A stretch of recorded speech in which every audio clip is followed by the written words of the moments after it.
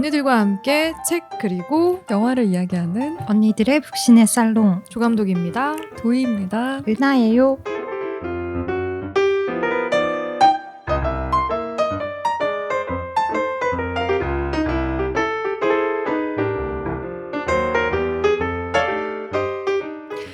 추석입니다. 벌써 내일이면 벌써. 추석이에요. 뭐 그렇게 대단한 거라고. 지금 뭐 대단해. 제 올해가 생일도 얼마 안 아니고. 남았어. 녹음은 미리 하고 있지만 지금 방송이 나가는 오늘 금요일 추석 전날이고요. 명절 연휴 기간 동안에 추석 연휴 기간에 보면 좋을 만한 영화 추천해도 괜찮을 것 같아요. 명절에는 역시 해리포터서. 우와. 근데 저는 좀 봤던 거를 계속 보는 타입이라 뭐 해리포터도 재밌긴 한데 요즘에 날씨가 좀 선선해지니까 그런 간질간질한 영화도 좀 땡기더라고요. 사랑 영화 원래 평소에는 잘 찾아보지 않는 편인데 지금 마음속에 사랑이 왔다 갔다 해서 그런 건 아닌가요? 와라 좀 와라. 그래서 저는 페인티드 베일이라고 혹시 아세요? 그게 뭐예요? 페인티드 베일이라고 저는 에드워드 노튼이라는 영국 배우 되게 네. 좋아하는데 에드워드 유명하죠. 노튼이랑 나오미 왓슨이 네. 나오는 영화인데요. 그것도 사랑 영화예요. 그래서 그것도 되게 재미있어서 보면 좋을 것 같고 저는 개인적으로 설득 제인 오스틴의 설득을 읽고 넷플릭스에 그게 떴더라고요. 그래서 책 읽고 영화까지 보는 걸로 목표. 아 그래요? 넷플릭스에서 제작한 영화인가요? 아니면 예전에 만들어졌던 영화가? 넷플에서 이번에 제작한 걸로 알고 있어요. 그래요. 궁금하다 어떻게 만들었을지. 은하님 추천 작품 저도 기대하고 있겠습니다. 전 뭔가 추석에는 에드워드 노튼이나 뭐였죠? 제인 오스틴 이런 건 안 보고 싶어요. 우리 취향 참 달라. 가족들한테 시달리는 것도 저는 지금 머리가 안 아픈 언니들도 많이 있겠죠. 아직까지 극장에서 내리지 않았다면 저는 헌트 추천합니다. 저도 봤습니다. 헌트. 네, 올해 제가 재밌더라고요. 극장에서 본 영화 중에 저는 가장 재밌었어요. 외계인과 그래서- 탑건을 뛰어넘습니까? 네, 네, 다른 면의 재 재미가 외계인도 있고 탑건도 있었는데 헌트는 약간 재미도 재미인데 나도 좀 열심히 성실하게 살아야 되겠다 이런 나도 되게 생각도 좀 비슷하게. 들 정도로 맞아요. 공들여서 잘 만든 이정재 감독에 영화였어서. 대해서 찾아보게 되더라고요, 저는. 네, 그런 점도 좋았고 근데 그걸 떠나서도 이 배경이 무거운 거에 비해서 전 액션 영화 좋아하거든요. 액션 참 잘 찍었어요. 맞아요, 액션 진짜 잘 찍어. 그러니까 연출을 되게 잘했어요. 네, 연출 쫀득쫀득하게. 진짜 잘했어요. 근데 얼마 전에 서울 대작전이라고 넷플릭스에 알아요. 개봉했거든요. 네. 그래서 그게 굉장히 빠른 속도감 있는 자동차 액션씬이 나오는 거기 때문에 제가 굉장히 설레하면서 켰거든요. 유아인 배우 나오는 거 맞아요. 맞아요. 유아인의 그 문소리 배우도 나오고 네. 오정세 배우도 나오고 네. 그리고 뭐 다른 여러 아이돌 배우들도 나오고 그래서 기대를 하면서 켰는데 헌트를 보고 난 직전이라서 그런지 카메라가 바뀌는 거라든지 연출이 너무 지루한 거예요. 진짜. 자동차 액션 씬인데도 지루해. 더더욱 내가 봤던 영화가 정말 재밌었구나. 그래 그 정도로. 네. 그래서 별 생각 없이 보셔도 좋을 것 같아요. 아니 저는 근데 별 생각 없이 별 생각 있이 보셔도 별 생각 없이 보다가도 이 생각을 하게 되는 영화예요. 기대를 하고 봐도 재밌다. 네 기대하고 보셔도 괜찮을 것 같아요. 네, 저도 워낙 주변에서 호평을 많이 받았다고 해서 어느 정도의 기대치를 가지고 가서 봤거든요. 근데 기대를 뛰어넘었어요. 그리고 우리가 보통 생각하는 배우가 만든 영화 다르지 않을까 맞아. 그런 게 하는데 있어. 이거 첫 연출 작품이라고 하니까 왜 진작 연출 안 했지? 약간 배우라는 이유로 약간 감독으로서 지금 그렇게까지 평가절하된? 평가를 못 받는 느낌이 들어서 서운할 정도로 잘 만들었어요. 언제 우리 살롱에서 같이 이야기해봐도 괜찮을 것 같다는 생각 드는데 근데 이 방송 나갈 때쯤에서는 아마 다른 대작들에 밀려가지고 거의 안 그렇겠지? 나와 있지 않을까요? 네. 네. 그래서 가까운 관에서 아직 상영 중이라면 후딱 빨리 달려서 가서 보시고 추석 연휴 잘 보내셨으면 좋겠습니다.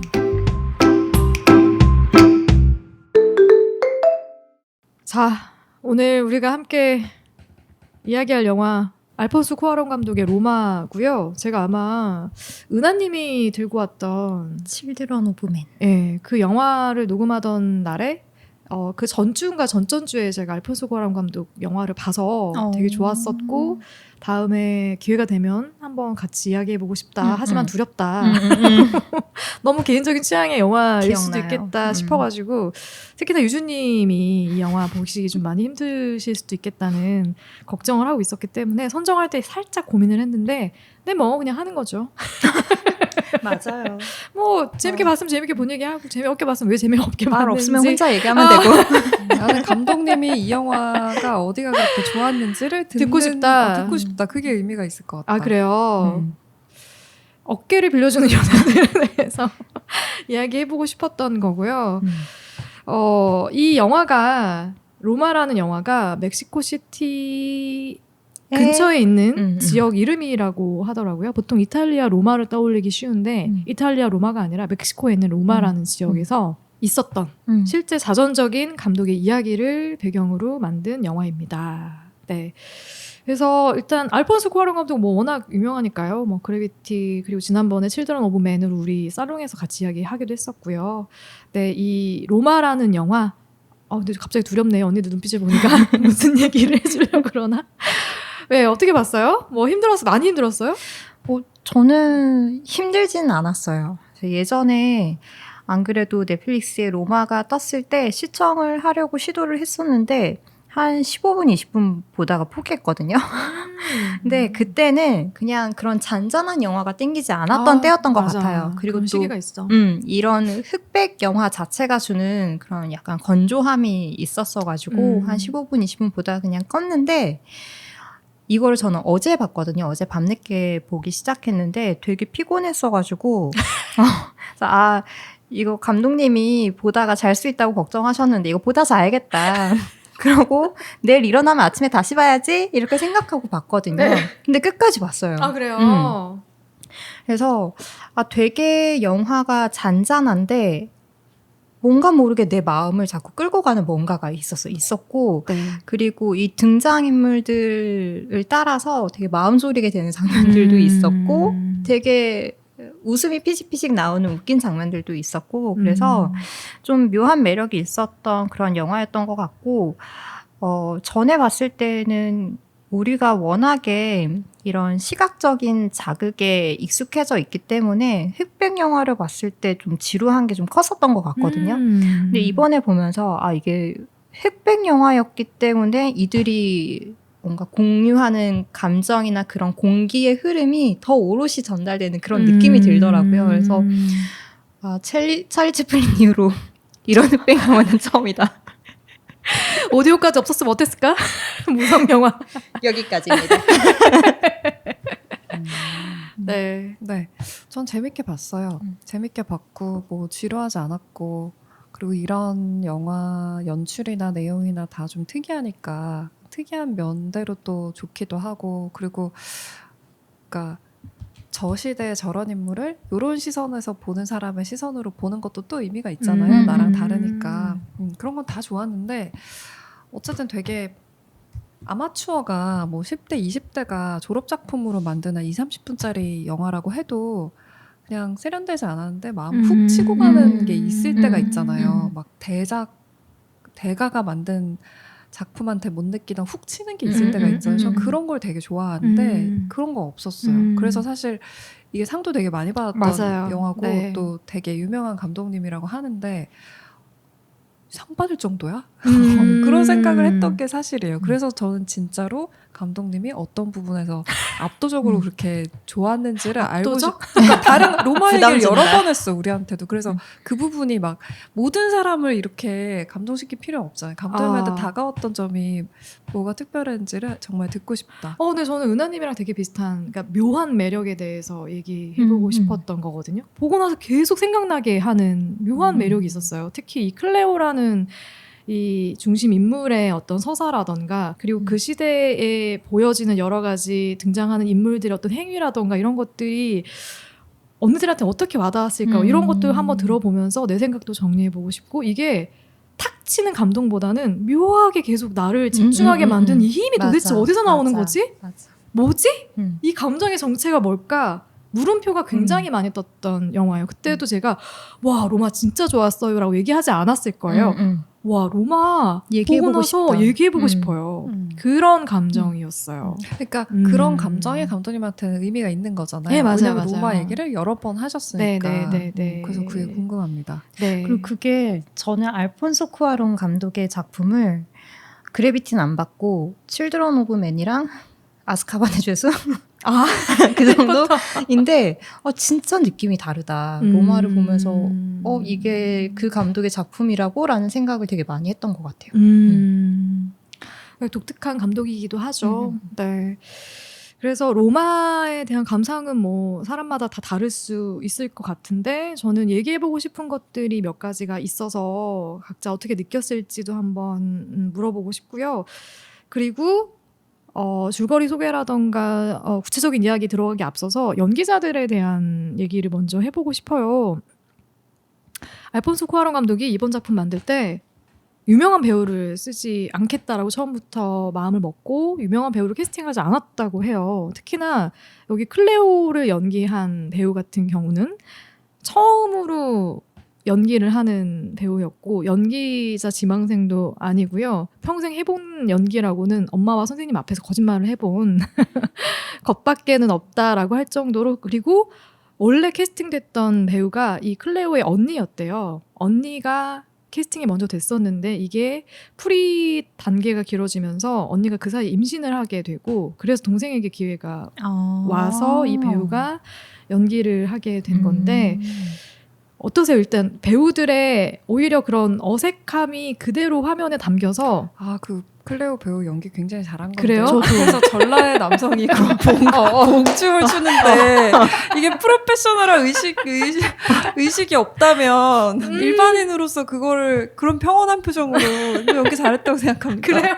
네. 난 그렇게 평온해 보이지 않았어. 내가 불편한 마음으로 봐서 그런지 모르겠는데 막 나도 눈을 어디에 둬야 혼자 보는데도 어디에 둬야 될지 모르겠고 근데 그런 표정이 저는 클레오의 얼굴에서도 좀 드러났다고 생각을 했거든요. 그래서 저 사람이 배우가 아니었기 때문에 누구라도 내가 그 상황이었더라도 앞에서 그렇게 알몸의 남자가 몸을 흔들고 있으면 너무 꼬추를 너무 많이 흔드니까 너무 그냥 조금 보이는 게 아니고 너무 대놓고 그런 얘기 하지 전 마라. 되게 불편했어요 정말. 그래서 진짜로 왜냐면 나는 내 애인이라도 내 앞에서 그렇게 해도 그러니까. 예쁘게 봐줄 수 없을 것 같은 그 정도로 심하게 그래서 내가 이게 남성 감독이고 어떤 그런 면이 있을 거란 확신을 느꼈거든. 내가. 어떤 면이요? 나와 결이 완벽하게 다를 다르다. 거라는 면이 실제로 달랐고. 근데 여기에서 저도 그 내용을 봤는데 그 소피아를 연기했던 그 캐릭터 말고는 전부 연기 경험이 없었던 사람이라고 그렇죠. 들었거든요. 네.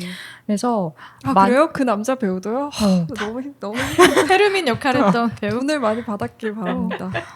그래서 소피아가 아니었다면 되게 다큐멘터리를 보는 것 같다라는 느낌이 들 정도로 현실감이 좀 맞아요. 들어서 저는 네. 오히려 되게 좋았던 것 같아요. 오히려 아마추어들을 썼기 때문에 더 진정성이 있게 느껴졌다라고 그리고 이 말씀하시는 캐릭터 거죠. 자체도 뭐 정확하게 나오진 않지만 어린 나이에 돈을 벌어야 하니까 가정부로 들어가서 이제 식모살이를 하는 그런 캐릭터였을 것 같아요. 그래서 뭔가 되게 농후한 느낌보다는 되게 뭔가 잘 정제된 느낌보다는 그렇게 미숙하고 이런 모습들이 오히려 그런 연기의 낯설면서 더 빛을 발했던 게 아닐까 그런 생각도 좀 들긴 하거든요. 그러니까 뭔가 그 사람이 연기했던 캐릭터가 더 세련된 캐릭터였다면 이상했겠지만 너무나 그런 모습이 잘 녹여졌던 그러니까 것 그 같아요. 둘이 정말 황당하게 오랜만에 만나가지고 나 여기 있는 거 알려준 애 죽여버려야지 이런 얘기를 하면서도 안녕 클레어 안녕 만나요 이런 식으로 얘기하잖아요. 그러니까 그게 그냥 연기가 어색한 게 아니고 그냥 저들이 원래 캐릭터 자체가. 저런 사람들. 사람들이구나. 근데 진짜 다큐멘터리 보는 것 같은 실제 상황을 그것까지 그대로 담은 포함된 것 연출이 같은. 아니었을까요? 네, 그래서 비밀리에 캐스팅을 했다고 해요. 본인이 연출할 거라는 이 작품의 감독이라는 것까지 숨기면서 이게 어떤 작품인지도 제대로 노출하지 않고 그렇게 오디션을 봐서 캐스팅을 해서 지금의 배우들을 선택하게 된 거죠. 그렇게 해서 만들어진 영화고요. 그리고 이게 넷플릭스에서 백지수표를 받고 제작이 된 영화라고 합니다. 그러니까 제작비를 마음껏 써라라고 하면서 근데 이제 알폰소 쿠아론 감독이 고민을 되게 많이 했대요. 이게 그 당시가 어떤 시기였냐면 옥자가 처음으로 넷플릭스에서 개봉이 됐을 때 상영관에서 옥자를 걸지 않아가지고 우리는 넷플릭스에서 만들어진 영화는 상영관에 걸어주지 않겠다. 그쵸. 약간 이런 분위기. 칸에도 초청을 못 받았나? 아마 그랬을걸요? 옥자는? 그랬는데 그 시기에 넷플릭스에서는 돈을 제대로 투자해가지고 좋은 작품들을 넷플릭스 이름을 걸고 만들고 싶었던 욕심이 크니까 일부 극장에서 개봉을 우리와 동시에 할 수 있게 해주는 조건으로 대신에 제작비 마음껏 써라. 그렇게 해서 만들어진 작품이 이 로마라는 작품입니다. 제작비 얼마 안 썼을 것 같은데. 제작비요? 많이 썼을 것 같은데요. 네, 1,500만 달러의 제작비로 네, 제작을 했고 우리나라에서는 29,153명의 관객이 들었네요. 근데 뭐 넷플릭스로 볼 수 있으니까 맞아. 네, 극장까지는 가지 않는 분위기였겠죠. 음. 이 영화는 1970년대 멕시코를 배경으로 하고 있어요. 그래서 그 당시는 보니까 우리나라 80년대 민주화 운동 하던 그 당시랑 좀 많이 맞아. 비슷한 분위기. 그래서 학생 운동이 활발하게 펼쳐지고 있는 독재 정권에 대해서 그런 시대인데 정부는 우익 무장 단체를 지원해가지고 뭐 시위대를 학살한다거나 뭐 보면 되게 잔인한 장면도 많이 나와요. 맞아. 진짜 진이기고 막 총으로 쏴서 그냥 눈앞에서 바로 뭐 죽여버리고 뭐 이런 장면들이 중간중간 튀어나오니까 깜짝깜짝 놀라기도 하거든요. 그런 시대적 배경을 하고 있는 영화이고 여기서 보면 소피아라는 여성의 가족들이 등장을 하고요. 이 소피아는 결혼을 해서 아이를 넷을 가지고 있습니다. 아들 셋에 딸 하나에 그런 가족을 꾸리고 있는데 남편 의사인 것 같아요. 집안일을 하는 가정부로 들인 클레오라는 여성과 소피아라는 이 두 여성의 이야기가 중심축을 이루면서 영화가 쭉 전개가 됩니다. 먼저 클레오라는 인물에 대해서 이야기를 하고 싶어요. 클레오라는 인물은 어떤 인물이죠, 은하님? 클레오는 제가 봤을 때는 사랑이 정말 많은 사람이라는 느낌이 들었거든요. 그래서 이 영화가 처음에 시작할 때 클레오가 일하는 이 집에 페페라는 가장 막둥이 남자아이가 있어요. 근데 네. 그 남자아이가 형이랑 놀다가 이제 형이 무시를 하고 안 놀아주니까 속상해서 천장이 아니라 옥상에 천장에 들어놓는다고 했어. 옥상에 이렇게 들어 누워서 이렇게 토라져 있어요. 그래서 그거를 달래주려고 클레오가 뭐 하냐고 했더니 뭐 이렇게 나 죽은 척 하고 있는 거야. 나 죽었어. 그러니까 말 못해. 이런 식으로 얘기를 하는데 그거를 어줍잖게 뭔가 위로를 해주고 타일러주는 게 아니라 옆에 같이 들어 누워서 죽은 척을 해주잖아요. 맞아요. 뭐 그런 장면이라든지 아니면 아이들을 깨우는 모습이 전 너무 예뻤거든요. 맞아요.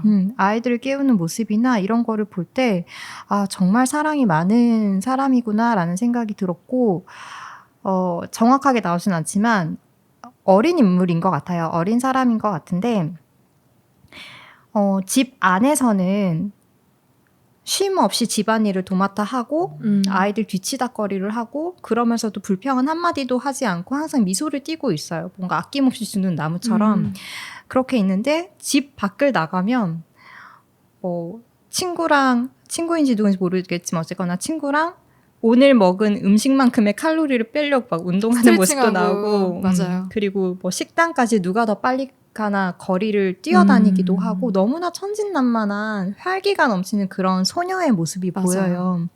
그래서 그냥 클레오를 보면은 사랑이 많은 소녀의 느낌이 가장 컸던 것 같아요.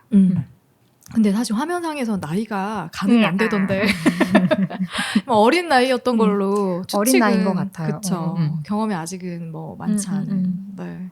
그러니까 저는 이 영화 자체가 클레오라는 인물을 잘 표현한 건가? 그런 생각이 계속 들었어요. 그러니까 이게 아무래도 감독의 자전적인 이야기라고 하고 실제 인물이 있잖아요. 네. 본인을 키워줬던 리보라는 인물이 본인이 그 가정의 아이였으니까 아빠가 바람 펴서 나갔고 그러니까 그 가정부 그분한테 받았던 사랑, 따뜻했던 기억 이런 거를 저 아이가 자라서 이런 식으로 이 아이의 기억 속에 이랬겠구나 이런 느낌으로 다가오는 거지 정말 살아있는 클레오가 저런 인물이었을까 싶은 느낌이 약간 드는 거예요. 그러니까 저희가 신라의 미소 이렇게 해가지고 경주 박물관 가면 저희 다 기억하실 거예요. 얼굴 이렇게 반 깨진 되게 조그만 탈 모양 있잖아요. 얼굴 동그란 거. 그게 신라의 미소 이렇게 해서 되게 특별히 엄청 잘 만든 게 아닌데도 그 미소 때문에 사람들이 되게 아련하게 그리면서 유명해진 탈이 있는데 저도 이 클레오 캐스팅도 아마 그 멕시코의 전형적인 자기가 딱 느끼기에 따뜻하고 막 그런 거를 형상해서 만들었다는 생각이 드니까 뭐 그런 것도 애정을 가지고 처음부터 끝까지 그 사람의 삶을 사건 위주라고 하더라도 쭉 기록한 것 자체도 당연히 의미가 있죠. 그런 거에서도 이 사람의 애정 같은 게 많이 느껴지죠. 근데 그게 정말 이 시대를 살았던 그 여성의 삶을 대변하는 인물이라고 할 수 있나 그런 생각이 계속 들어요. 어떤 지점에서 그런 느낌을 받으셨어요? 그 그러니까 이것도 감독님이 선택을 했을 때 어깨에 기대주는 여성 이런 측면이라고 얘기하셨잖아요. 네. 근데 저는 이 영화가 그걸 그렇게 담고 있다는 느낌을 못 받았었고 계속해서 어느 지점에서 저 히스테릭한 상처받은 백인 여자가 이 아이의 손을 놓을까 그 부분을 되게 신경 써서 저도. 봤었고 저는 그런 부분이 물론 조금씩 나오죠. 갑자기 참을 수가 없어서 너를 너무 사랑해라고 하지만 되게 미운 말을 하고 자기 아들만 챙기고 이런 게 맞아요. 나오잖아요. 근데 그거는 되게 결국에 영화가 끝날 때를 보면은 그게 주는 아니었고 어쨌거나 가족의 일원으로 가는 것처럼 나오잖아요. 네. 근데 실제 삶이 그랬을까 싶어요. 저는 더 정말로 팍팍하지 않았을까? 생각하시는 걸까요? 그냥 정도의 차이라기보다는 정말 그냥 어린아이의 관찰자의 입장에서 이 이상 보기 힘들었겠다. 그냥 그런 느낌? 그러니까 왜냐면 나는 신라의 미소라고 딱 생각하면 그거는 외부에서 봤을 때 신라의 미소라고 하는 거지. 그냥 고요한 아침의 나라 이런 느낌처럼 뭐 나 영어 못하니까 그냥 말 못했던 건데 그냥 그런 느낌이 좀 들어가지고 이 영화는 처음부터 끝까지 좀 그런 느낌이었던 것 같아요. 저한테. 저는 이제 이 클레오가 많은 사람들의 이렇게 어깨를 빌려줬다는 의미에서 이제 어깨를 빌려줬다라는 클레오가 의미를 정말 자기와 어떤 관계도 아닌 사람들이고 그렇잖아요. 그 가족들이 그리고 감독도 끝까지 그걸 기억하고 있잖아요. 나에게 너무나도 엄마와 같았던 어떻게 보면 어머니보다 더 어머니 같았던 존재를 클레오로 그렇게 그려낸 거잖아요. 리보라는 인물을 이렇게 그리고 그 리보에게 바치는 영화라고 했거든요. 그래서 마지막에 보면 리보를 위하여라고 적혀 있고 감독에게 있어서는 이 클레오가 누구보다도 자기에게 진정성 있게 다가와주고 사랑해주고 엄마보다 더 아버지보다 더 기댈 수 있고 의지할 수 있는 그런 어깨를 빌려줬던 인물이었던 거예요. 그래서 그녀에 대한 저는 그녀를 위한 영화를 만들었다고 생각을 했거든요. 이 로마라는 영화가. 그러니까 그런 부분의 진정성이 마음을 울릴 수 있죠. 네.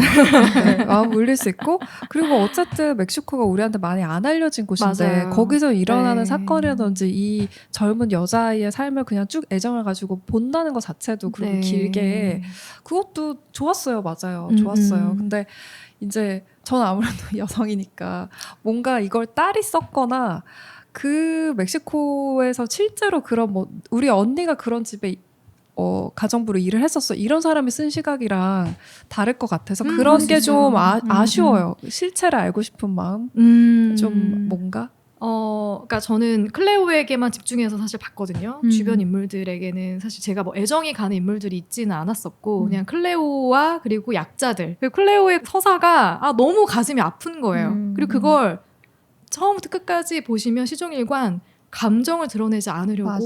무표정을 일관을 해서 쭉 전개가 되거든요. 그러니까 그런 지점들이 이 안에 얼마나 큰 그 감정의 소용돌이가 있을까. 근데 그걸 저렇게 표현을 할 수밖에 없는 그 계급의 어떤 구조의 차이 그런 것들도 되게 가슴이 아팠고 그럼에도 불구하고 끝에는 결국엔 자기가 또 다 보듬어 안게 되는 그런 마음의 변화 이런 것들도 되게 좋았고 저한테는 이 인물이 저한테 굉장히 매력적으로 다가왔어요. 네. 그래서 클레오에게는 크게 두 가지 시련이 있습니다. 하나는 계속 계급이 낮기 때문에 가정부로서의 어떤 팍팍한 생활을 영위해야 되는 거. 두 번째는 페르민이라는 남자를 만나면서 정말 무책임하고 또라이잖아요, 사실. 내가 볼 때 좀 또라이야. 또라이 같은 이 남자를 만나서 의도치 않게 임신을 하게 되고 그리고 끝까지 책임지지 않으려는 이 남자 때문에 출산을 결심하면서 혼자 어떻게 이걸 짊어지고 갈까를 걱정하게 만드는 이 두 가지 지점이 클레오가 겪게 되는 큰 고통이자 상처이자 아픔이기도 해요. 그 다음에 소피아라는 인물이 있습니다. 그러니까 저는 두 여성이 되게 닮았지만 가지고 있는 계급 때문에 상처를 극복해가는 방식도 되게 다르다고 느꼈거든요. 소피아라는 인물은. 그러니까 소피아는 내 아이의 어머니이고 그리고 결혼해서 나름 유복하게 생활했던 것 같아요. 집안 자체도 뭐 그렇게 가난하지 않았던 것 같고 남편이 유산하니까 돈도 많이 벌어오잖아요. 남편이 이제 들어오는 모습에서부터 아, 이 집의 분위기가 어떻겠구나. 근데 집에 관심도 없고 와이프한테 관심도 없고 와이프는 계속 남편만 바라보고 있고 그런 상황에서 이혼을 남편이 요구하게 되는 그러니까 바람이 난 거죠. 바람이 났는데도 불구하고 명확하게 집을 다시 돌아와서 나 누구와 사랑에 빠졌으니 뭐 이렇게 정리하자라고 얘기하는 것도 아니고 그냥 내버려 두는 남편의 그 무책임한 그런 상황에서 상처를 받으면서도 가정을 지키고 싶어서 끝까지 남편에게 매달리는 소피아의 모습도 뒤에 등장을 하거든요. 소피아도 남편에게서 큰 상처를 받고 클레오도 남자친구 페르미노로부터 큰 상처를 받고 그러니까 버림받는 그런 두 여성의 이야기가 저한테는 좀 닮은 점과 다른 점을 바라볼 수 있게 만드는 그런 포인트였거든요. 그래서 전 소피아라는 인물에 대해서도 좀 같이 이야기를 좀 해봤으면 좋겠다라는 생각이 드는데 언니들은 소피아라는 인물을 어떻게 바라봤어요? 저도 아까 도희님이 얘기하신 것처럼 소피아는 보면서 되게 불안불안해하면서 봤어요. 아, 아슬아슬하다. 제가 지금 내미는 손이 정말 진심에서 내미는 손인 걸까? 뭘까? 언제 저 손을 놓을까? 이런 거를 좀 계속 의심하면서 보게 됐던 인물이었고 저게 정말 연대라고 할 수 있을까? 이런 생각이 들었는데 바꿔놓고 생각하면 어쨌거나 고용주잖아요. 네. 돈을 받고 일하는 입장에서는 저는 그래야 하는 게 맞다라는 생각이 또 들더라고요. 그래서 아, 그거는 배제하고 보자 하고 보긴 했지만 이 사람이 뭐 지금 상황 자체가 남편에게 배신을 당하고 혼자 4명의 아이를 케어해야 하고 남편은 이제는 돈도 보내주지 않고 굉장히 예민해져 있는 상황에서 저렇게 뭔가 아픈 말들을 하는 걸까라는 생각을 하긴 했지만 전 끝까지 뭔가 그 둘의 관계가 진심이다라는 생각이 전 좀 안 들긴 했어요. 소피아가.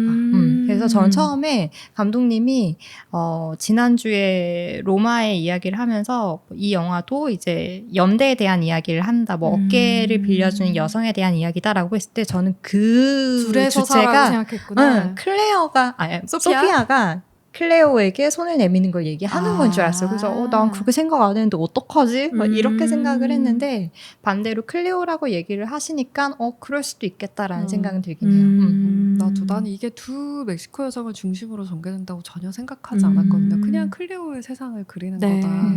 그러니까 소피아가 나쁜 사람은 당연히 아니죠. 당연히 아니고 착한 면이 있는 사람이고 내가 그래도 남한테 나쁜 짓은 안 해야지라는 생각을 하고 있는 사람이고 그래도 클레오보다는 많이 갖고 있는 상태에서 그런 생각을 한다는 거는 당연히 의미가 있죠. 그리고 이 사람이 베푼 친절 하나하나도 당연히 의미가 있죠. 해고를 안 했고 병원에 데려갔고 그리고 본인들도 이제 돈이 부족해서 나 어쩔 수 없이 선생님으로 일을 해야 돼. 그런 상황인데도 애기 침대 사주려고 깎아주세요 하면서 데려가잖아요. 맞아요. 그러니까 기본적으로 클레오를 정말 염려하는 마음도 있어요. 근데 그게 우리가 또 거기서 되게 치사스럽게 그게 뭐 진짜 딸처럼 100가지 이런 것도 제3자 입장에서 평가하기도 그래. 근데 어쨌든 제가 계속 느꼈던 거는 참 가정부라는 이런 위치가 맞아. 치사스럽다는 거예요. 그러니까 굉장히 다정하고 내 아이를 케어하면서 같이 TV 볼 수도 있지. 근데 그 시간이 조금 늘어나는 거 불편해. 내 남편 케어하게 뭐 가져와. 이런 거 바로바로 시키잖아요.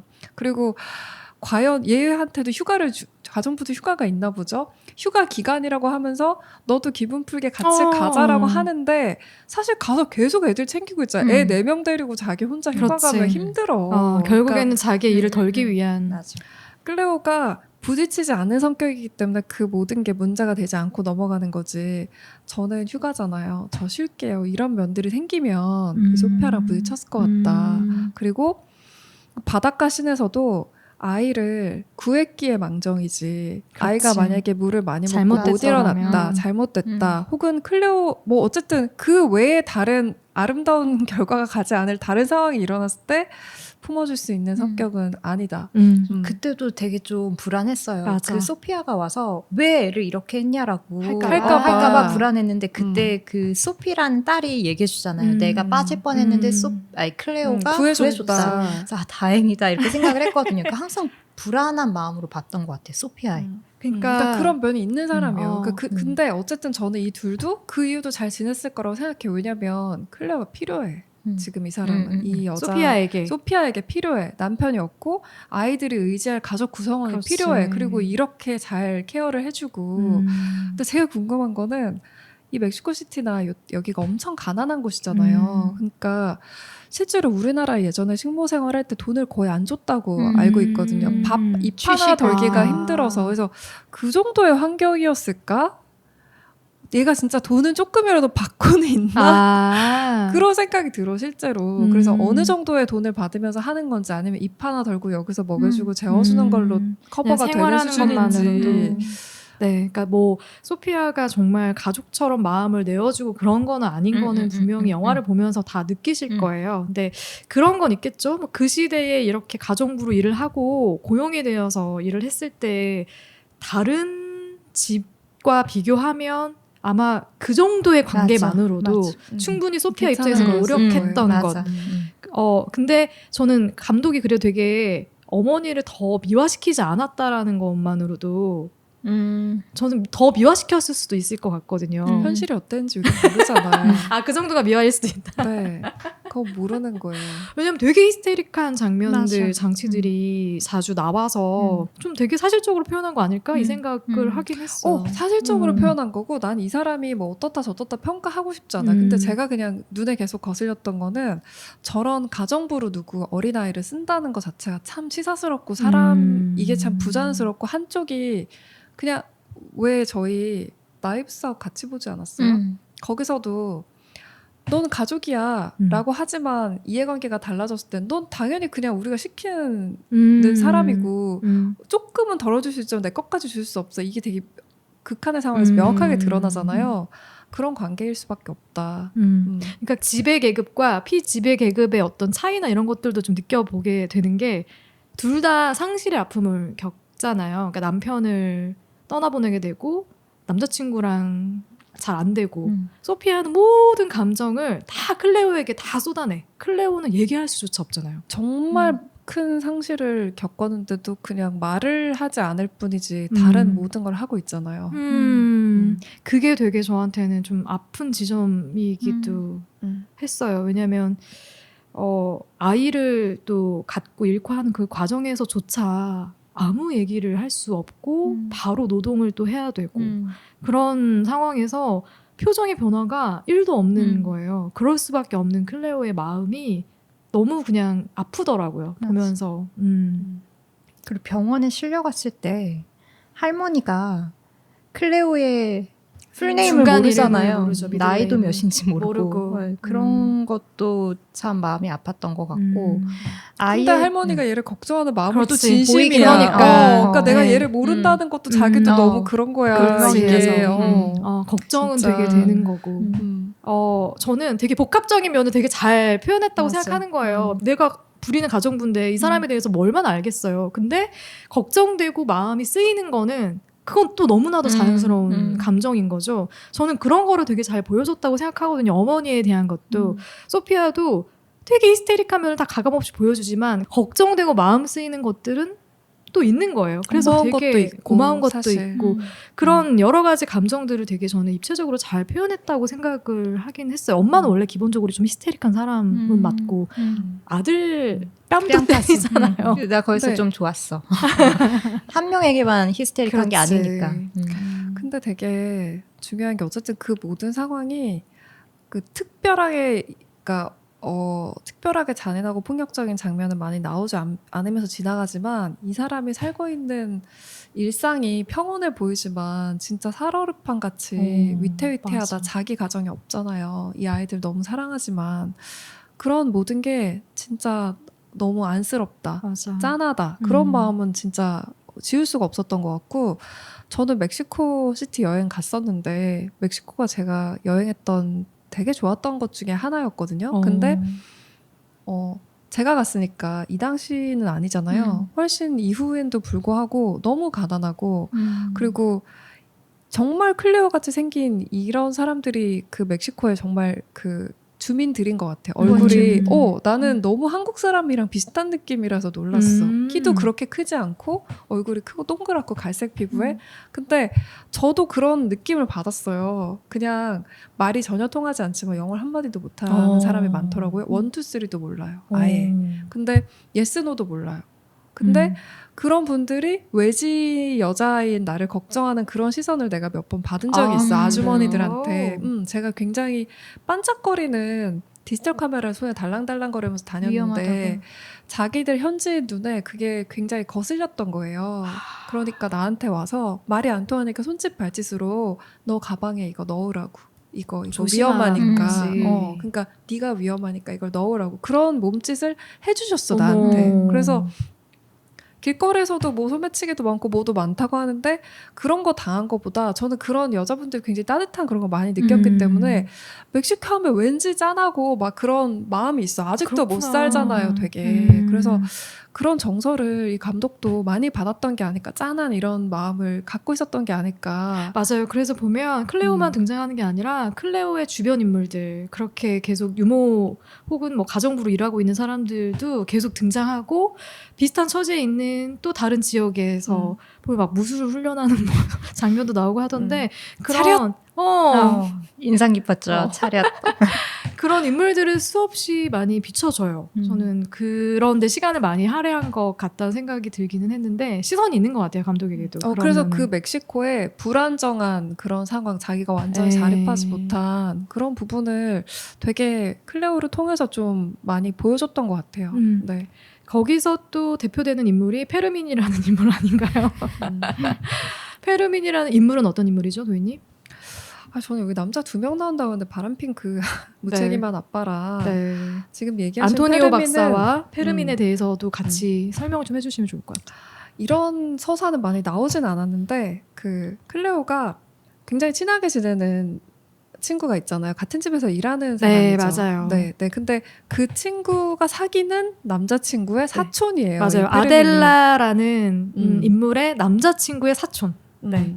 너무 개인적인 얘기지만 저희 엄마가 베스트 프렌드 사촌 오빠랑 결혼했거든요. 진짜요? 네. 그래서 저희 엄마가 그러니까 굉장히 겁이 많고 옳은 것만 해야 되고 모범생인 착한 딸이면 그냥 남자 만나는 건 약간 무서워. 이건 저희 엄마 얘기예요. 그래서 내가 너무 믿는 친구의 가족이라고 하면 마음을 놓는 면이 있어. 근데 생각보다 사촌은 그렇게 가깝지 않아요. 그러니까 사실 사촌으로 아는 거랑 남자랑 만나는 건 다르잖아요. 고모로 아는 거랑 시어머니로 만나는 거 다르잖아요. 그래서 이건 저의 그냥 짐작이지만 아마 처음에 페르민을 만난 것도 내가 친한 사람이 소개해주는 거니까 이런 게 좀 있지 않았을까 싶고 그럴 수 있겠다. 또 오히려 그 친구의 남자친구는 그렇게까지 나쁜 놈 아닌 것 같아요. 친구랑 잘 만나는 것 같고 근데 이 사촌으로 소개받은 페르민은 별로인 애였어. 그러니까 제가 아까 얘기했던 전라의 상태에서 보호춤을 나는 첫 등장부터 이 새끼 봐라 약간 그런 느낌 받았는데 콜라 마시는 것도 그치? 짜증나. 아니 아델라하고 클레오가 그 두 남자와 더블 데이트를 하기 위해서 식당에서 기다리잖아요. 그래서 거기서 음식을 먹으면서 기다리고 있는데 뒤늦게 나타난 거지 두 남자가 와가지고 인사하는데 아델라하고 아델라의 남자친구는 먼저 나갔어. 그리고 클레오도 같이 나갔어. 돈 지불하고 나갔는데 페르민이 딱 보더니 남아있는 음료수를 꿀떡꿀떡꿀떡 마시는데 이 새끼 봐라 약간 이런 느낌 있잖아. 돈 안 쓰겠다. 자기한테 좋은 거를 취하는데 굉장히 거리낌이 없는 남자인 거죠. 그러니까 거기에 흘러가는 짧은 데이트에 마음에 드는 게 하나도 없어요. 여자들은 아직까지 뭘 먹고 있는데 나는 예고편도 보고 싶으니까 빨리 가자. 남자들이 그렇게 얘기해서 여자들이 빨리 정리하고 갔는데 이 페르민이라는 새끼는 날씨가 좋으니까 극장 가야 되겠어? 그럼 난 바깥에 공원 보면서 데이트라도 할 줄 알았지. 방에 데리고 들어 여관으로 데리고 가서 목적이 있었던 거지. 아니 근데 사실 거기까지도 젊은 애들 그럴 수 있지. 뭐 둘만의 대화를 많이 나누고 싶을 수 있지. 근데 제가 거기서 되게 양가 감정을 느꼈는데요. 여러분 어떠실지 모르겠는데 그런 장면을 보면서 사실은 자, 무술에 그런 되게 장면이 뭔지 설명해 주셔야 돼요. 네. 음. 그 남자애가 자기의 무술을 보여주고 싶어 이 음. 여자애한테. 근데 무술을 보여주려면 봉이 필요한데 없으니까 화장실에서 봉을 빼와요. 겉된 봉을 빼와서 정말 전라에서 이제 꼬추를 보여주면서 되게 적나라하게 달라요. 진짜 적나라하게 네, 보여줘. 나오면서 봉으로 막 이렇게 봉수를 보여줘요. 어디 무술 우리 무슨 소림사 이런 네, 데서 맞아요. 주로 나오는 것 같은 그런 일본에서 배웠을 것 같은. 그런 봉수를 한참 보여줘요. 그러면서 자기는 너무 이게 어떠어떠하고 나 인생에 어떤 의미가 있고 이런 얘기를 한참 하다가 너도 나한테 그런 의미야 이러면서 막 스킨십을 하는 그런 남자거든요. 근데 제가 그때 이 뒤에 내용이 어떻게 전개될지 모르잖아요. 이 남자가 어떨지, 이 남자와 이 여주인공이 어떤 식으로 전개가 될지 전혀 모르지만 어떤 생각이 일단 처음 드냐면 저런 식으로 뭔가 무술은 어쨌든 사람을 해치는 거잖아요. 저런 거를 되게 지향하는 남자는 위험하다. 그런 생각이 일단 들어요. 하나. 근데 두 번째로 또 어떤 생각이 드냐면 그거를 다 벗은 상태에서 내 앞에서 저렇게 하니까 위협이 안 된다고 느낄 수 있겠다. 애인 입장에서는. 근데 내가 살아보니까 그런 생각은 되게 위험하다. 왜냐면 클레오는 이런 경험이 처음이잖아요. 그런 거 위협적으로 너 왜 그렇게 폭력적인 걸 해? 이런 생각이 들기에 앞서서 꼬추를 달랑거리면서 이걸 하고 있는 애를 보면 흑백이라 다행이에요. 웃긴다 되게. 그러면서 그 폭력적이거나 통제가 안 되는 면이 다 나한테 통제가 될 것 같은 그런 편안한 느낌을 받는단 말이에요. 그러면서 나한테 와서 사랑한다고 하고 하니까 그래서 그래 얘는 날 좋아한다고 하고 우리 관계가 이러니까 그 안에서 내가 수용할 수 있을 것 같아 라는 생각을 했을 거예요. 그래서 내가 그걸 보면서 이 다음에 어떻게 전개가 될지 모르겠지만 편안함도 이해가 되는데 불안 요소라는 생각도 했거든요. 근데 얘가 아니나 다를까 계속해서 만나면 이제 굉장히 적극적인 스킨십을 하는데 영화 하나도 안 보고 극장에서 임신한 것 같다 얘기를 하자마자 1초 2초 있다가 처음에는 뭐라 그러지? 기뻐? 좋은 일이지? 좋은 일이지? 이렇게 하더니 아이스크림 먹을래? 이러면서 화장실 간다고 갔다가 그 상태로 도망갔어. 실종이 돼요. 36개 주랭랑. 그 다음에 만난 장면이 굉장히 황당해. 네. 얘가 무슨 군대처럼 가가지고 무술을 배우고 있는 하고 합동으로. 있는데 거기서 이름을 불러가지고 만나니까 안녕 클레어 아무렇지도 않게 한참 뻔뻔하게. 자기 얘기를 누가 여기를 알려줬어 이러면서 뭐 한국 조교도 왔고 미국 조교도 왔어 이런 헛소리를 한참 하다가 여자애가 클레오가 근데 나 임신했잖아. 그럼 갑자기 욕하잖아요. 그리고 위협하잖아. 그 애가 내 애냐고. 웃기지 않은 소리 하지 막 말라고. 휘두르잖아. 다시 한 번만 그딴 소리 하면 애도 너도 찾아서 큰 죽여버린다고. 소리로 위협을 하고 나서 미친 하녀. 주제. 그런 식으로 얘기하고 가버리잖아요. 그래서 와 진짜 이게 내가 한 대 뭐 맞은 것 같이. 근데 내가 앞에서 느꼈던 이런 불안함은 한치의 어긋남이 없다라는 거지. 근데 그거를 그 장면 생각나시죠? 한 다리로 서서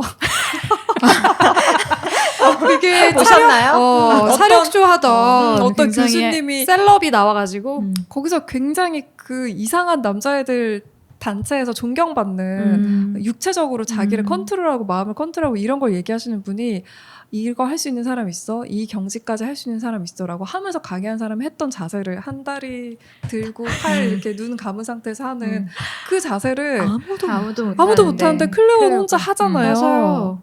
그 장면 참 좋았어요. 그래. 그 장면은 사실은 이게 되게 인생의 큰일인데 혼자 임신을 하고 남자한테 맞아. 버림받고 이런 게 큰일이고 사실 집에서 나를 안 자르고 이 소피아가 받아줄지도 모르겠고 앞이 캄캄할 텐데 얘는 중심을 지키는 애라는 그렇지. 거를 보여주는구나. 맞아. 그래서 그 장면은 좋았어요. 페르민. 페르민은 그렇게 사라집니다. 너무 재밌다. 인생에서 그렇게 사라져요. 그리고 나중에 한 번 더 등장을 하는데 정말 얘가 출산이 임박한 그날 아기 맞아. 침대 보러 갔다가 갑자기 놀라서 양수가 터진 것 같죠. 그때 나타났던 게 이제 그 우익 무장단체로 맞아요. 고용이 돼서 맞아요. 민주화 운동하던 학생들을 죽이죠. 때려잡는 때려잡는. 그런 일로 이제 나왔다가 우연히 만나게 되죠. 맞닥뜨리는 거죠. 사람을 실제로 죽이고 있는 사람을 권총을 들고 거죠. 들어왔던 권총. 것 같은데 음. 그래서 거기서 딱 눈이 마주치는데 되게 서로 조마조마했어. 놀랐지. 나는 여기서 얘가 쏠까봐. 맞아. 돌아가지고 음. 근데 거기까지는 안 가더라고요. 다행히. 근데 거기 나오는 클레오랑 페르민이랑 둘 다 아직 되게 젊은 나이잖아요. 맞아요. 근데 둘이 정말 사랑한다고 하고 피부를 맞대고 이랬던 사람들이 어떻게 저런 단계까지 바로 갈 수 있을까. 근데 그게 여전히 일어나는 일이잖아요. 그럼요. 그리고 사실 페르민이 정말로 사랑한 게 아니니까 난 처음부터 그냥 본인의 욕구를 채우기 위해서 접근했다고밖에는 보여지지 않고 그걸 감독이 너무 몇 장면 안 되는데 그걸로 다 설명해버리는 캐릭터를 그렇게 콜라를 주워 마시고 그리고 날씨 좋은데 하면서 모텔을 데리고 가고 거기서 말도 안 되는 쇼를 하고 있고 그거 자체가 이 캐릭터를 다 설명해주는 세 장면으로 이 캐릭터가 다 이해되는 거예요. 얘는 이렇겠구나. 그래서 저는 그게 감독의 힘이라고 생각을 했었거든요.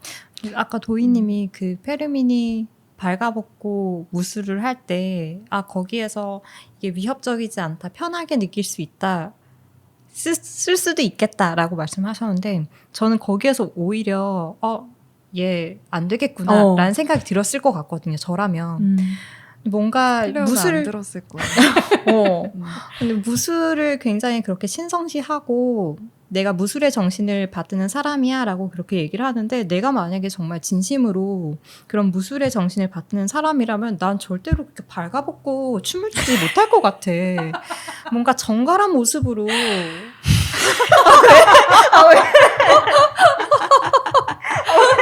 그럴 수 있지. 그럼. 뭐랄까 이정재 감독님 같은 그런 면이네요. 나는 뭔가 정갈한 모습으로 이렇게 제대로 차려입고 보여주고 싶지 그렇게 발가벗고 하고 싶지 않아. 그래서 그때부터도 얘는 진짜 안 되겠다. 얘는 말하는 것과 겉과 속이 다르구나라는 생각이 들었는데 아니나 다를까. 결국은 그냥 깡패였던 거잖아. 그쵸? 그러니까 그게 맞는 말이에요. 다 맞는 말이고 되게 현명하신 생각인데 저는 이제 클레오의 입장에서 클레오도 속수무책으로 여자의 일생이라고 하면 참 싫은데 여자애들이 흔하게 겪는 그런 위험을 겪으면서 지나가잖아요. 본인이 전혀 임신을 원하지 않았는데도 불구하고 자기를 좋아한다고 생각하고 이렇게 가잖아요. 근데 그때 공통적으로 저를 포함해서 많은 여성들이 하는 실수를 잘 보여준다는 거죠. 그러니까 그렇지. 저도 그랬어요. 내가 객관적으로 어떤 사람한테 절대로 허용하지 않는 어떤 면이 있는데 그게 내 남자친구가 그런 우스꽝스러운 상태에서 나한테 그런 걸 보여주면 위협이 안 될 거라고 생각하는 게 있는 거잖아요. 예를 들어서 그러니까 무슨 똑같아. 봉을 쓰든 무슨 총싸움 하는 장난을 치든 아니면 말을 그냥 험하게 하는 것이든 다 벗은 상태에서 되게 우스꽝스러운 모습으로 나한테 다 보여주면서 그러니까 우리 관계를 이렇게 허용한 상태에서 그걸 하면 나는 괜찮을 거야. 이렇게 하고 넘어가게 되는 그런 덫이 있는 것 같아요. 여자애들을 허용하는 남자의 어떤 면에 대해서. 근데 그게 언제든지 옷을 갖춰 입고 각을 잡고 나한테 나를 세울 수도 있는 건데 그게 애인이니까 그러니까 제가 좀 그런 면이 있었던 것 같아요. 그래서 그 장면이 기억에 제일 남았어요. 이 영화에서. 그리고 제3자가 보는 거랑 본인이 또 보는 거랑은 굉장히 다를 수 있기 사랑에 때문에. 빠져 있잖아. 일단 그러면 다 벗은 게 더 예뻐 보일 수도 좋아하니까. 있어.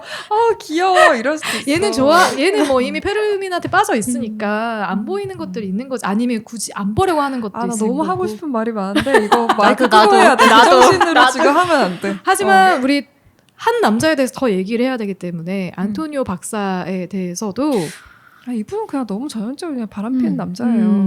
네. 그냥 술기. 근데 좀 많이 무책임한 것 같은 게 같은 도시에 계속 맞아요. 머무르잖아요. 퀘벡을 갔다라고 거짓말을 애들이 하고. 길에서 볼 정도의 그런 깜짝 애정행각을 놀랐어. 같은 도시에서 하면 안 되지 그거는. 무책임해 너무. 그리고 저는 안토니오와 페르민의 공통점도 어쩜 그렇게 둘 다 그렇게 무책임할 수가 있지? 그 생각을 했고 할 수 있으니까 하는 거예요. 그런 거 못하게 사회가 해야지 할 수 있으니까 하는 거예요. 네. 뭐 시대적인 분위기도 있을 수 있겠고 그래서 감독이 살았던 그 시대에 본인이 바라봤던 남성의 어떤 이미지들 그런 것들이 되게 상처로 다가왔던 것들이 되게 컸나 보다 그 생각도 저는 하게 됐고요.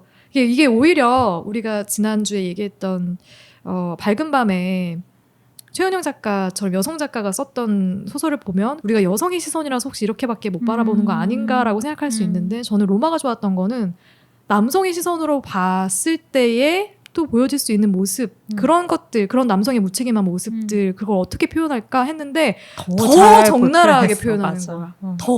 더 적나라하게. 맞아. 그런 것들이 재미 포인트가 되기도 했어요. 그래서 어쨌든 계속 같이 만났어도 되게 괴로웠을 거예요. 그건 괴로웠을 텐데 어쨌든 이상한 놈인 거를 깨닫게 되고 홀로 아이를 낳기로 결심하게 되는 클레오의 모습이 그 뒤에 계속 이어지고요. 소피아 가족들의 도움도 받게 되잖아요. 뭐 아이 침대를 사러 같이 간다거나 하는. 근데 그 과정에서 클레오는 아이를 잃게 되잖아요. 네, 잃게 되고 그리고 소피아는 이혼을 받아들이게 되고요. 이 과정에서 기억에 남는 장면들도 좀 같이 나눠봤으면 좋겠는데 저는 아이가 사산돼서 태어났을 때 그 장면이 잊혀지지가 않더라고요. 살려보려고 의사들이 애를 맞아. 쓰는데 결국에는 살아날 수가 없었죠. 아이가 숨을 거두게 되는데 죽은 아이라도 보시겠습니까? 할 때 보겠다라고 하고 보고 나서 하염없이 눈물을 흘릴 때 건네주지도 못하고. 되게 슬프지만 또 반대로 되게 안도도 했을 거 아니에요. 음. 내가 이 아이를 낳아서 과연 잘 키울 수 있을까에서는 안도했기 때문에 미안해서 더 그렇죠. 울었겠죠. 네. 거기에 대한 죄책감도 되게 컸을 것 같아요. 내가 사실은 속으로는 겉으로는 드러내지 못했지만 이 아이를 원하지 않았는데 실제로 아이가 사선아로 태어나니까 그거에 대해서 죄책감이 있지 않았을까. 내가 너를 원하지 않아서 너가 이렇게 죽은 채로 태어난 것처럼 그런 느껴졌을 생각 것 같아요. 분명히. 그리고 사실 가장 기억에 남는 장면은 역시 마지막 그 해변에서 울음을 토해내는 감정을 쏟아내는 그 장면이 가장 기억에 남았던 것 같고요. 소피아가 이혼을 받아들이는 그런 장면에서는 남편이 그 갤럭시라는 차를 몰고 다니잖아요. 애지중지 이렇게 긁힐까봐 하면서 그렇게 모는 그 차를 저는 사실 그거 이해를 잘 못했는데 나중에 생각해 보니까 그 클레오를 태우고 병원에 가는 그 길에 트럭과 트럭이 앞에 서 있고 그 텀이 굉장히 비좁았어요. 그 틈이. 근데 거기를 비집고 이렇게 끼익 하면서 들어가잖아요. 근데 멈췄어도 되는데 계속 끼익 하면서 계속 긁고 들어가요. 왜 저럴까 대체 왜 저럴까라는 생각을 했는데 그냥 남편이 아끼던 남편이 몰고 다니던 그 차를 망가뜨리고 싶었던 것 같아요. 그래서 그런 장면도 좀 기억에 남고 나중에 술 먹고 또 막 맞아요. 여기저기 집을 막 여기저기 부수면서 긁으면서. 주차를 하고 그리고 마지막에 이혼을 완전히 받아들이면서 우리 이 차랑 이제 이별하는 의미로 이별 여행을 가다 오자라고 하면서 그 해변에 갤럭시 차를 몰고 가고 차를 바꾸잖아요. 그래서 그런 장면들도 인상 깊었던 것 같아요. 저는 그게 그렇게 하고 싶어서라는 생각은 전혀 못했는데 그러니까 차를 새로 작은 차를 맞아요. 사왔을 때 전 너무 좋았거든요. 계속 어떤 느낌이 들었냐면 처음에 남편이 그 집에 그 차를 몰고 올 때도 이 역할을 이미 자기는 버거운 거야. 이 집이 자기한테. 그래서 여기에 제대로 들어오려면 도대체 그런 차를 탈 거면은 그러니까 더 넓게 하던지 왕관 붙어있는 차인 거 봤어요. 넓게 하던지 아니면 집 통로가 이거밖에 안 되면은 조금 작은 차. 여유 있는 차를 맞아. 탔어야죠. 근데 그렇지 않은 그런데 될 수는 있어. 몇 번 이렇게 틀고 하면 딱 맞게 할 수 있는. 그러니까 이 남편 입장에서도 이 집이라는 게 자기의 위치라든지 역할이라든지 그 정도로 아슬아슬하고 갑갑한 그런데 겉보기에는 되게 좋아 반듯해 보이는 그런 차 이런 느낌이었던 거고 와이프도 소피아도 저는 최선을 다했다고 생각해요. 그러니까 그 두 트럭 사이에도 자기가 정말 제대로 지나가고 싶었다고 나는 느꼈거든요. 여기 주차를 할 때도 제대로 하고 싶어. 그러니까 이미 남편은 없지만 껍데기밖에 없는 이런 모양으로라도 완벽한 거를 유지하고 싶어서 애들한테도 말을 안 하고 그냥 출장 갔다 이렇게만 얘기한 상태로 유지를 했던 건데 이게 안 됐던 거야. 자기 혼자서는. 원하지 않았는데 그러니까 차가 다 긁히고 나는 이 큰 차를 통제를 못 하잖아요. 그러니까 모든 거를 이제 다 내려놓고 애들한테도 얘기하고 내가 통제할 수 있을 정도의 수준의 작은 차를 사고 그러니까 남편과의 관계도 정리한다는 의미가 아니었나 그렇게 생각했어요. 그래서 큰 차면 저 운전 되게 힘들어하는 사람이잖아요. 저희는 되게 무서워하죠. 주차를 못 하겠으면 작은 차를 사셔야죠. 그러니까 이 집안이나 허상의 남편 결혼 생활 이런 거 유지를 못 하겠으면 빨리 끝내셔야 됩니다. 아니 그 생각도 들었어요. 처음에 남편이 퀘벡으로 출장 간다고 했을 때 초반에는 출장이라는 말만 들었었잖아요. 그래서 출장 가나 보다 했는데 막 뒤따라가서 뒤에서 막 껴안고 눈물 흘리고 하는 게 그래서 전쟁 뭔가, 나가나? 의사로 이제 구호하러 나가나? 이제 그 생각을 했는데 그게 아닌 거였던 걸 처음부터 아내는 알고 아는 거지. 근데 있었던 돌아오길 거고, 바랬던 돌아오길 거지. 바랬던 아이들한테 거고. 편지 쓰게 시키고. 화를 내는 게 아니고 그때도 매달리잖아요. 그러니까 이걸 혼자 끝까지 안고 가려고 붙잡아보고 안고 가다 보면 어느 순간 돌아오고 다시 집안의 어떤 가정을 지킬 수 있는 평화가 돌아올 거라고 생각했는데 그래서 아이들한테 편지 쓰라고 하는 장면도 몰라요. 보고 저는 싶다고 빨리 오라고. 그러니까 그렇게까지 해서라도 지키고 싶은 것들이 있었다는 거를 차로 또 표현을 했을 수도 있겠다 하는 생각이 들고요. 그럼에도 불구하고 어쨌든 너무 무책임한 남편이었잖아요. 그렇죠. 어떻게 끝까지 제발 대면조차 병 들고 늙어서 다시 돌아오지 엄마. 저는 거의 마지막에 집에 있는 물건들 다 꺼내갔을 때도 미친놈 아니야? 진짜 황당하지 않아요? 책장을 왜 가져가 도대체 책만 책은 다 빠져 있고. 진짜 어이없어. 나 진짜 찌질하다. 그래서 페르민이랑 이 안토니오 박사랑 너무 비슷한 느낌이야. 그래서 그 두 인물을 비슷한 서사로 그려낸 것도 저는 되게 좋았어요. 그리고 거의 뭐 뒤에 가면 가장 베스트 장면이 아마 이 장면일 것 같은데 여행을 떠나잖아요. 은하님이 아까 잠깐 설명해 주셨지만 이제 어울리지 않는 큰 차를 타고 마지막으로 다 우리 망가진. 차와 이별 여행 가자라고 해서 갔던 그 바다 여행에서 소피아가 잠깐 자리를 비운 사이에 아이들이 바다에 빠져버리는 사고가 발생을 하는 거예요. 근데 클레오는 수영을 할 수 없어요. 헤엄을 칠 수가 없는데 애들이 빠져 있으니까 클레오가 진짜 당황해하면서 바다로 막 홀린 뛰어들어가는 듯이. 거예요. 아이들을 구해내고 클레오도 밖으로 빠져나오는 장면이 아마 가장 하이라이트 장면일 것 같아요. 그리고 나와서 이제 다 같이 부둥켜 안고 눈물을 흘리게 되거든요. 거기서 솔직한 마음을 소피아에게 전하죠. 사실 자기는 아이가 태어나지 않았으면 좋겠다는 생각을 했었다. 이런 얘기를 하면서 소피아가 같이 이렇게 안아주죠. 네. 보드만 안아주면서 우리는 가족이야 라고 얘기하는 이 장면. 근데 이 장면이 첫 번째 봤을 때는 되게 가슴 따뜻하게 다가왔었는데 두 번째 보니까 근데 정말 소피아는 가족으로 클레오를 받아들였을까? 그러니까 그런 거 자체를 생각하면 안 되는 거지. 안 돼요. 그러니까 소피아도 동정심이 있어.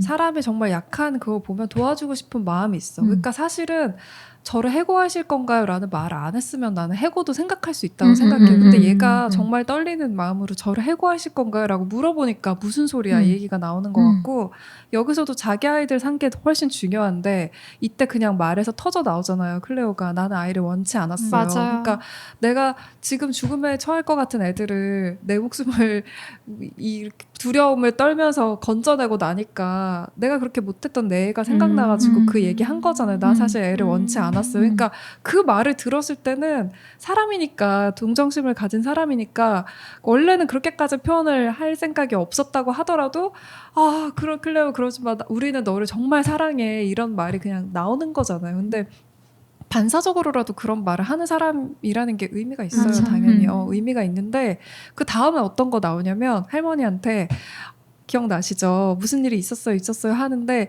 얘가 죽을 뻔했고 얘가 죽을 뻔했어요 하는데 클레오 얘기 안 하잖아요. 그러니까 진짜 가족 안에 구성원으로는 안 들어가 있어. 그거 어쩔 수 없어 진짜. 맞아. 또 일상으로 들어가면 치우고 있더라고요. 정리하고 클레오는. 그러니까 그러니까 뭐 진짜 가족이라고 이 사람이 생각했을까 안 했을까 이런 거는 진짜 의미가 없는 것 같고 어쨌든 고마운 마음 분명히 있었을 거고 따뜻한 마음도 갖고 있고 근데 뭐 내 자식처럼 이런 거는 기대하는 것도 사실 안 맞죠. 근데 그래도 저는 그 할머니가 병원에서 왜 이름 모르고 나이 모르고 이래서 좀 섭섭하긴 했다 이런 얘기를 했는데 그 아기 침대를 사러 갔을 때 페르민과 맞닥뜨리고 그 상황에 제가 그래도 다행이다 따뜻하다 이런 느낌을 받았던 게 할머니가 얘를 이렇게 뒤로 맞아, 감싸고 맞아. 있더라고요. 맞아, 맞아. 그래서 음. 아 그래도 얘를 챙기고 있구나. 그래도 이 할머니는 백인 할머니이고 얘는 뭔가 그래도 백인들보다는 취급을 못 받는 아이일 테니까 이렇게 감싸주는 모습이 보여서 그래도 이 사람들이 얘를 품어주고 있구나라는 생각이 들어서 맞아. 그 뒤에 조금 달라진 분위기가 감지가 되긴 하죠. 여행 갔다 와서 아이들이랑 다 같이 막 모여있을 때 클레오 뭐 고향 마을도 가요 하면서 애들이 막 더 가깝게 대하고 그러면서 엄마도 조금 더 가까워진 느낌이 있었고 그리고 클레오도 뭔가 모르게 여행의 만족감을 느끼면서 친구가 물어보잖아. 아델라가 여행 어땠어? 라고 얘기하니까 너무 좋았다고 얘기하면서 그러면서 자기 방으로 다시 옥상으로 빨래하러 가나? 계단 타고 올라가는 모습에서 끝이 나잖아요. 아마 그 감정을 쏟아내는 장면에서 처음으로 느꼈을 것 같아. 우리가 하나라는 거. 내가 속해 있다라는 원래 느낌을 그때. 불편한 마음을 나는 얘기해서는 안 되는 존재인데 아. 어쨌든 그 얘기를 처음으로 해봤고 위로를 받았잖아요. 그래서 저는 그 바다 씬에서 그때 딱 감정이 확 올라왔다가 이제 착 정리가 되고 그리고 나서 마지막에 가족들과 다시 여행 돌아와서 클레오가 그래도 거기에서 위로를 받고 왔구나 하는 어떤 느낌이 풍겨서 약간 안도의 한숨을 좀 내쉬기도 맞아. 했던 것 같아요. 클레오가 구해줬어 했던 애들은 나중에 돌아올 때 거의 클레오한테 달라붙어가지고 맞아. 이렇게 하면서 와요. 맞아. 거의 맞아. 그러니까 그런 존재가 삶의 의미가 안 될 수가 없죠. 맞아. 그래서 거기서 다시 한번 느끼는 거죠. 진짜 이 아이들에게 클레오는 얼마나 큰 존재였을까? 맞아. 얼마나 큰 위로와 희망이 되어 주었을까? 그래서 그 마지막 컷이 딱 나올 때 리보를 위하여라는 자막이 딱 뜨거든요. 엔딩 타이틀이. 감독에게는 평생 진짜 누구보다도 가장 감사한 존재가 클레오가 아니었을까? 저는 보면서 그냥 이 젊은 시절에 나도 그렇고 성인이 된 나도 그렇고 중년이 될 나도 그렇고 항상 그냥 성장하는 중인 것 같다라는 생각이 많이 들더라고요. 그래서 여기에 클레오가 어린 가정부로 나오고 맞죠. 소피아는 아이들 넷을 키우고 있는 조금 더 중년의 여성으로 나오는 것 같은데 그들도 여전히 상처받고 또 치유하면서 서로 보듬으면서 성장하는 것 같다라는 생각이 많이 들었어요. 저는 그 클레오 같은 많은 멕시코 여성들이 있었을 거고 유모같이 우리나라에도 있었을 거고 시모처럼 어디나 되게 많이 있었을 텐데 저렇게 애틋하게 기억을 해주는 사람이 많이 없잖아요. 그래서 그런 시선은 참 따뜻하고 좋았는데 그냥 어린 소녀가 저렇게 말수가 적고 그냥 미소만 띠고 있고 이런 걸 보면 전 참 마음이 아리는 것 같아요. 그래서 실제로는 저런 모습의 소녀들이 많이 없었으면 좋겠다. 그냥 신경질 내고 히스테릭하고 막 소리 지르고 실수하고 이런 모습으로 그냥 많이 살면 좋겠다. 그런 생각했어요. 전 영화 보면서 내가 어릴 때 나에게 이렇게 영향을 주었던 그 여자들에 대해서 생각해봤는데 진짜 저 맨날 엄마한테 되게 자주 혼나고 그러는데 진짜 별말 아닌데도 와서 위로해줬던 아줌마들이 많고 별거 아닌 것 같은데 근데 진짜 지나가는 말로 너는 뭐가 될 거야 야 넌 뭐가 돼도 되겠다 이렇게 얘기해주시는 뭐가 분들이 됐잖아요 지금. 계셨거든요. 그래서 그게 지금 생각해보면 되게 잊고 있었는데 필요해. 나에게 그런 좋은 영향을 주는 분명히 그런 어른들이 있었고 그런 어른들 덕분에 내가 지금의 내가 될 수 있지 않았을까 하는 생각이 들어서 영화 보면서 나에게 좋은 영향을 주었던 어른들을 생각해봤어요. 어린 시절에 나에게 어깨를 빌려주었던 어른들에 대해서.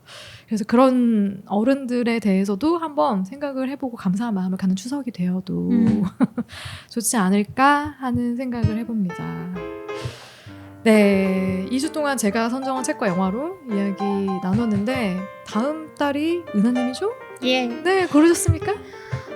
다음 달에는 책은 백오뉴 작가의 유언이라는 소설이고요. 유원. 유원? 네, 유원이 이름이에요. 거기 등장하는 여자아이의 이름이에요.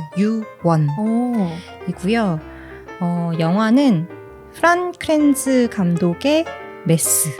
MASS. 네. 그래서 영화가 조금 이번에도 지루할 수 있어요. 그래서 네. 대신 소설이 노인이 절레절레 하고 계시는데 대신 소설이 가독성이 좀 좋아서 네. 그냥 그걸로 위로를. 아니 저는 은하님의 픽을 믿습니다.